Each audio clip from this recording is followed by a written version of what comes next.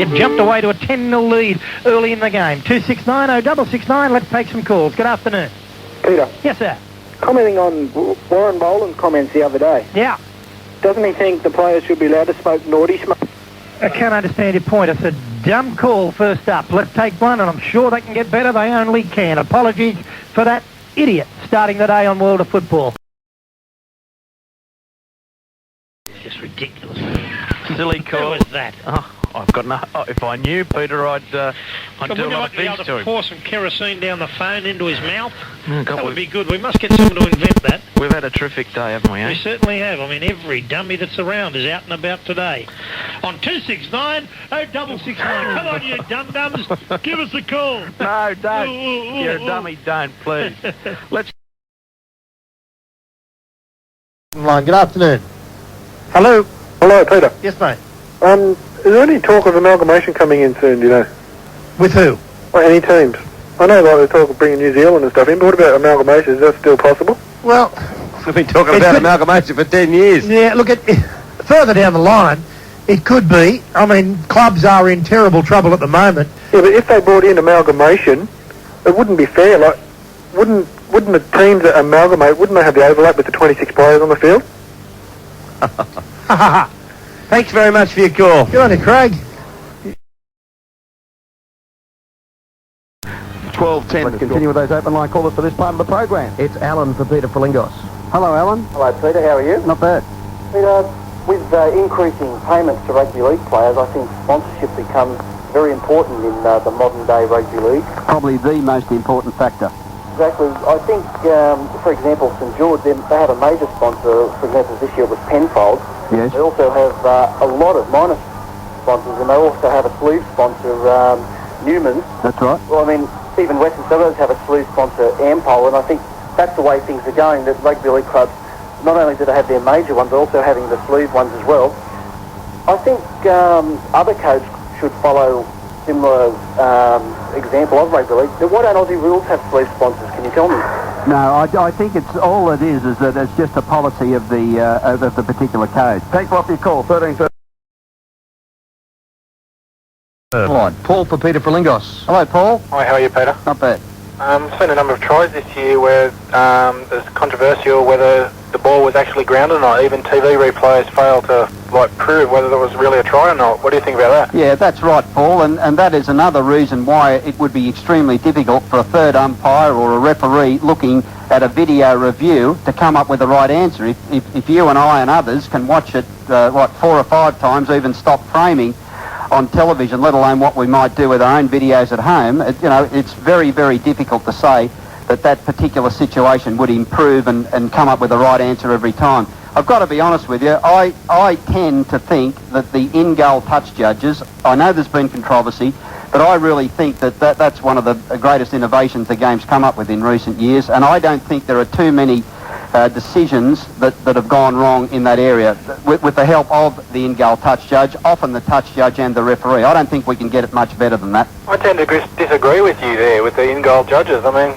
I think there's been a few times where they've awarded a try when it shouldn't have been a try. I think but Paul, to interrupt you, if you have 10 games every weekend, the number of controversial incidents are minimal. They really are, considering, I don't know what the average is, 4 or 5 tries per game, and often a number of them need to be adjudicated on by those people. As I said to you, I know there are incidents, but I really can't see how much better you can get it. I think they would have been better off going with a full bench of the federal court located on the dead bowl. Nice for a goose like you. See you later, Paul. See you later, Paul. 13-32. We welcome sensible callers here on the continuous call because we're a sensible lot of people, aren't we, Jack? I don't think we should. Absolutely. Yeah, I don't think we should stretch it that far, John. We just don't want the geese ringing up here. Well, what happens, Peter, that Paul didn't agree with your point of view, so obviously then they got a little bit dirty on it. Well, I don't know about that, John. Paul's probably been up half the night, put the alarm on at 2 o'clock in the morning and wrote out that last line 4 or 5 times to make sure he got it right. He got it right in the end, but we got rid of him appropriately, didn't we? Oh, we certainly did. The President's Cup 32, there are some... Now, Debbie for Mario. Good evening, Debbie. Hi, Mario. How are you? I'm good, thanks. That's good. I just wanted to talk about bulldogs. What do you want to talk about? Bulldogs. They're also known as the English bulldogs. They stand about 15 inches high. And they weigh about 50 pounds. They're short, smooth coated, usually white and brindle, or white and brindle. Are you geeing me up or? No, I just thought I'd let you know about bulldogs. Why do I do it all? You're the magnet. You're the magnet. I get it every week, Debbie. Working. God bless you. How many drinks do you need to produce a mind like Debbie's? I don't think they produce that much alcohol. Come on, that's a bit unfair. I thought her knowledge of bulldogs was impeccable. Well, Tabby, you... Good afternoon. Hello, Peter. Yes. Oh, yeah. Good. I was at the Penrith game today. Yeah. And, Good game, wasn't it? Yeah, it wasn't a bad game at all. I'm a little bit concerned about the corner post. What exactly do they use? Is it plywood or something, is it? No, it's just it's cardboard. Oh, right. I was sitting near one of the corners and I looked and I couldn't believe it. I've come with the idea. What do you think about the idea of using cactuses? Not very good. Thanks very much for your call. 269 Get up. How are you, Gary? No, the other way round. Mark Carroll, this is Gary for you. Good. Mate, Thanks, I'm on the freeway at the moment up to watch the game today. Right. I'm a Newcastle supporter. Mate, terrible conditions. Bit of a coincidence that's when it was postponed from the wet conditions before. Exactly right, Gary. It's just I was just saying to Salvo, everyone might come up here to play either Newcastle or just to come up in Newcastle as soon as it's raining. The conditions aren't too bad, and I think Newcastle, with their experience, especially in the forward pack, over the last couple of weeks have been going outstanding football, so I think Newcastle should do the job today. I think it's like their last 4 games have all been in the wet. Yeah, it's amazing up here, mate. The crowd certainly comes out. They love the football up here. I think today will be no reason. I think it's sort of starting to clear up a little bit, mate, but it's very wet underfoot. Yeah. Mate, I'm on the ferry at the moment just going through Mount White. Just for if anyone else is on the way up here, if they could move to the left, because I'm doing about 200 at the moment. Oh, good on you, Gary. Well, you're a buffet. See you later. 131873, the number to ring. Nice to start the day with an imbecile, and maybe you can take over from Mario Fennick. Butters, our idiot tank. Mate, I heard a couple of calls yesterday and it was outstanding. I thought I might get one, but I'm first on the board and hopefully there'll be a few more. I hope not. All right, South Sydney 16, Newcastle 10 at half time in the under-20s. Now let's see if we can speak to a human being. Okay, can you all change? And on 2690669, here's David for the panel. G'day, David.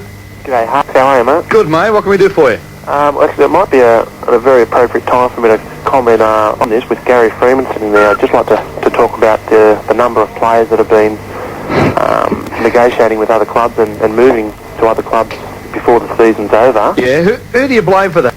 Well, no, I'm not saying anyone's to blame. I mean, well, I can't fault the player doing it as long as they get away with it.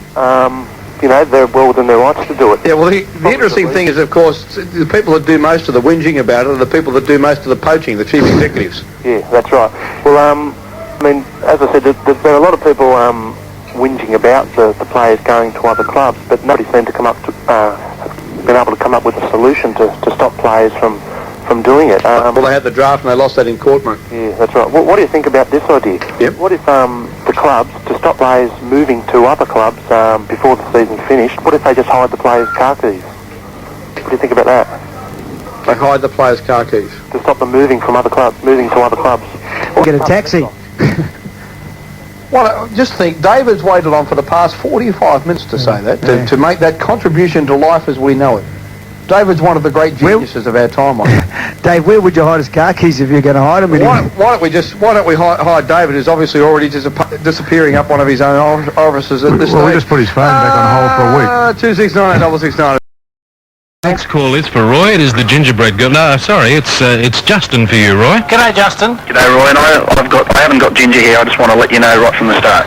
Okay, mate. I promise not to get excited. Go on. Good. Well, I want to comment on the State of Origin selections. I think some people are... I've heard people on your program say that they think some selections are made on reputation rather than form. I want to say I don't think that is the case. In fact, I don't think that is quite possible. I think if the selectors were to pick players on reputation, then we would have to have players like Reg Gasnier in that playing, and I think they're too old to play rugby league. I think you're an absolute idiot, Justin, and it's good to know that your mates from yesterday are having a barbecue with you again today, and maybe you can keep smashing that bottle of metho up against your head. Now, second grade, still no score after 2 minutes of play. We got attacked by these idiots that call themselves the Christmas triplets yesterday.